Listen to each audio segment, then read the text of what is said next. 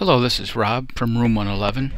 I thought with the Academy Awards coming up soon and the Olympics, I would just throw together something fun here but in a serious note, recognize who I think are the best people out there offering tutorials on photography on YouTube. A lot of good people out there trying to help us out and giving us tips, so it just seems fair to recognize them. Okay, so in that spirit, I've chosen who I think are the best 10, and we'll cover those right now. Okay, but first I would like to give special thanks because these are the major underwriters here, Adorama and B&H. They're both big photo houses on Manhattan. And Adorama, principally, they underwrite or sponsor the instruction, right? The how-to clips here on YouTube. And the other is B&H, and they mostly do product reviews, and they also host these events called Event Space. And they bring in guest lecturers to speak on various topics there on site. So they specialize primarily in reviews and lecturers. Okay, in a special category here outside of the normal 10, I chose Larry Becker for product reviews. He does some things for B&H and Kelby Training, but he's just got a real great manner about himself. He's real easygoing. It seems like, you know, he's non-threatening, and just a joy to watch his product reviews. Okay, now let's talk about the 10 best. Photographers fall basically into two different approaches, okay? So let's say here I'm using like a university. You have a university and it has a school of medicine, a school of law, a school of engineering, and maybe a school of fine arts, okay? So let's say you want to study photography and it's offered in two schools. You can either study photography in the school of engineering or you can study it in the school of fine arts. So here's what's going to happen. If you decided to take it at the school of engineering, you're going to learn the mechanical approach to photography. Okay, they're going to teach you ISO, shutter, and aperture to get a correct exposure. Okay, it's all going to be math and light and stops. And the principal thing about the School of Engineering would be correct exposure. Okay, and if you chose it to take it at the School of Fine Arts, they're going to throw all that away. Okay, all that's going to go out the window, and they're going to teach the student what effect does the photography have on the viewer. Outside of ISO, outside of shutter, and outside of aperture, what effect does your work have on a viewer? So that would be the School of Fine Arts approach. Okay, so with that in mind, let's move on.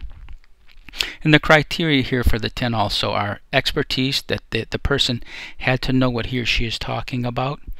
2, they have to be somewhat prolific, have a decent opus out there or a body of work on YouTube. And 3, the style and mannerism. And by that I mean they seem to be approachable. They're not demeaning in any way or condescending. They generally have a pretty good manner of presenting their material. Okay, so here's the 10 best. Coming in at number 10 is Neace. His channel is called Flern, and I would say he's more from the School of Engineering. And again, that's not a knock in any way. Please don't misinterpret that as an insult, because I don't mean it that way at all. In his forte, I would say Aaron, he is very funny and witty, and he just likes to crack up a lot. Seems like when he was in school, he would be the class clown, always trying to keep things light and fun.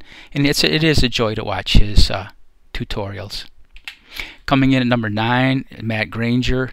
His channel used to be called That Nikon Guy, but I don't know what happened there. I don't know if Nikon asked him to stop using that name or whatever the case may be. His channel now is just called Matt Granger. And I would say he would come out of the School of Engineering. And his forte, what I really like about Matt, is he is one of the very few people to call out Nikon recently on their major disasters regarding customer satisfaction. They released a speed light called the SB900, which had some problems, okay? And instead of Nikon really addressing it and making right with their customers, they just made it, they released a new one called the 910. They fixed the issues with the 900 and completely blew past it, didn't acknowledge it, didn't try to make right with the customers. They just left their customers holding these defective 900s. Okay, then fast forward to their entry-level full frame, the D600. Okay, it was known to have dust and oil problems on the sensor, that maybe the shutter mechanism had too much oil on it, and then when the shutter fired, it was spraying oil onto the sensor. And Nikon did the very same thing again. Instead of really trying to make right with the customers, they came out what they said was a new camera, the D610, and it wasn't a new camera. What they did is they just fixed the shutter and relabeled it as a 610 and left all their the customers out there hanging with this defective 600. And Matt was one of the very few out there to really call Nikon onto the carpet for that, and I give him really high marks because I'm a Nikon guy myself, but what they did is really inexcusable.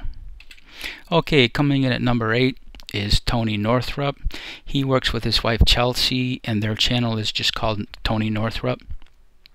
And I would say he comes out of the School of Engineering, and his forte is probably he's the least threatening. Okay, in academics, when a teacher has a certain style, they call it a non-threatening style. It means he or she is really easygoing. The students feel free to ask questions. They can talk without fear of intimidation or being made to look stupid. And Tony is probably, out of all 10, Tony probably, that's his forte. He is the least threatening, and he seems the most approachable as an instructor. Coming in at number 7 is Damien Lovegrove. He is very artistic. I would say he's the first here to fall into the School of Fine Arts. He does specialize in boudoir. He's one of the 2. There are only 2 in the top 10 here that I have that are really boudoir photographers, and he's one of them. So his forte is boudoir, and he's good. He's very good at boudoir photography.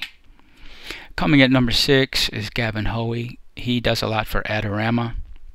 I would say he's from the School of Engineering, and he's just very disarming too. He's not as disarming as Tony Northrup, but he seems approachable, and he knows what he's talking about, and he's got some good videos out there.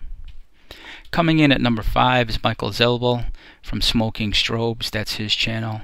Michael, he's funny. This guy is just too funny. He's German, and he speaks with this really thick German accent, and all of his models are he uses these Asians, just like Matt Granger. So 2 out of the 10 primarily use female Asian models, and that would be Matt Granger and Michael Zelbel. And Michael is probably the most artistic. And what's strange about Michael is he doesn't use a monoblock or monolight or a pack-in head. Most all of his photography is done with speed lights, and he just produces phenomenal work for working with just speed lights and umbrellas. That's all he does, is shoot through umbrellas and speed lights, and his work is just masterful. So he definitely comes from the School of Fine Arts. Coming in at number 4 is Joe McNally from Adorama. He does. I think he posts under some other names too, but a lot of his stuff is under Adorama. Joe is a master. I've seen a lot of his videos, and they're just tremendous, just wonderful work. And he is definitely from the School of Fine Arts. Okay, our bronze medalist coming in at number 3 is Joey Quintero from B&H. Joey, he'll tell you himself that he's a mechanical guy, but he's really not, strangely. But he does shoot everything at f11 and f16, and the reason he does this is he's contracted a lot to do product shoots. He'll shoot for catalogs, and what happens is the people in post-processing want his work to be razor sharp, no bokeh, right? No subject isolation using bokeh. So he shoots at 11 and 16. Now, to me personally, I would never shoot at that small of an aperture. I shoot at 4, 5, 6, and 8 because I want some depth of field, but I don't want crazy isolation. Okay, so those, and plus those are the sweet spots generally of a lens, are 4, 5.6, and 8. So that's where I shoot. So his work is incredibly artistic for shooting at 11 and 16, because you think at those small of apertures the work would be kind of bland and lacking artistic merit, but it really doesn't. He does some tremendous work. So again, our bronze medalist is Joey Quintero. Coming in at number 2, our silver medalist is J.P. Morgan, and his channel is The Slanted Lens, and he is also from the School of Fine Arts. His forte is he does a lot of contract work, okay, from some big names. So he's got a big budget. He's got a tremendously huge budget. So his studio is just gigantic. It's like a dream studio. He's got all the equipment in the world you can think of. So it's like deep pockets. It's a big budget operation, and therefore he's free to use and test a lot of equipment and give some real good instruction because he has so much equipment. But the one thing that J.P. Morgan does, which is kind of strange, he kind of deviates from the norm, is that he doesn't feather his light too much. So like say you have an octabox here, he blasts the model a lot. He'll blast the model with the hot spot of the strobe. Okay, so he'll put this toward the model's face. When 99% of photographers wouldn't do that. They would feather the light so that the hottest spot of the strobe misses the model's face. It would go over to here or over to here, so you have a nice exposure on the face. But some, like, and he's one of them, he'll blast the model in the face with the hottest spot of the octabox or the softbox or the umbrella or whatever, because he likes that effect.